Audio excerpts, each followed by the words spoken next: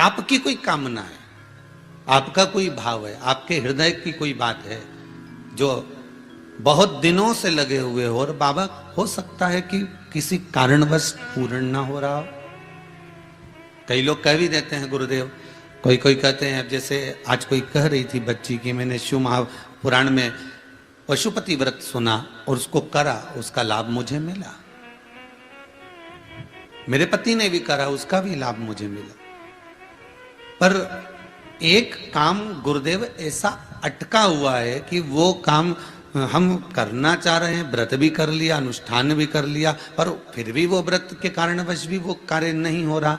तो समझना कि कोई कार्य बड़ा भारी होगा और बाबा उसको कर नहीं रहा है, या कोई काम अटक रहा है। तो हमने पहले भी कहा, ये बीच की जो पत्ती है ये देव अधिदेव महादेव है, ये ब्रह्मा, ये विष्णु है। इन दोनों पत्ती के मिलन से लेकर इस पत्ती के बीच की जो डंडी है, ये नीचे की डंडी का वर्णन नहीं कर रहे हैं, इन दोनों पत्तियों के बीच में जो डंडी है बची हुई, जो तीनों के बीच में एक डंडी का जो भाव है, ये माता जगत जननी जगदम्बा माता पार्वती है।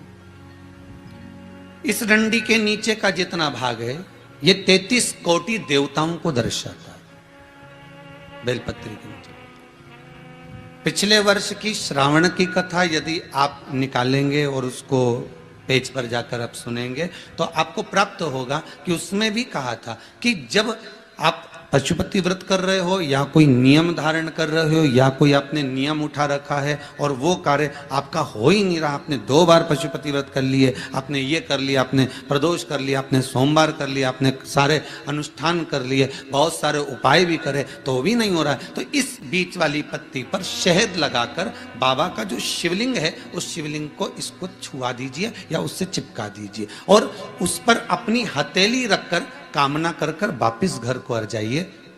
बाबा आपकी वो मुराद शीघ्र 3 महीने के अंदर पूरा कर ही देता है। ये पक्का मतलब हम शिव के करीब, देखिए शंकर भगवान की तप साधना में कामदेव पर दृष्टि कब पड़ी? जब कामदेव ने तीक्ष्ण बाण छोड़ा और वो बाण जो छोड़ा गया वो कहां लगा? भगवान के हृदय चित्त की ओर। वो बाण कहां लगा है? भगवान के हृदय की ओर, भगवान के हृदय की ओर पहुंचा। लग नहीं पाया था, भगवान के हृदय की ओर जाकर सम्मुख में खड़ा हो गया। एक बेलपत्री में पशुपति अस्त्र का बल है महाराज। किसमें? एक बेलपत्री में पशुपति अस्त्र का बल है। और आपको मालूम होगा कि पशुपति अस्त्र केवल कुछ ही के पास में थे। एक मेरे राघव जी के पास, राम जी के पास था, एक मेरे कृष्ण के पास था, एक भगवान विष्णु के पास था, एक परशुराम भगवान के पास था।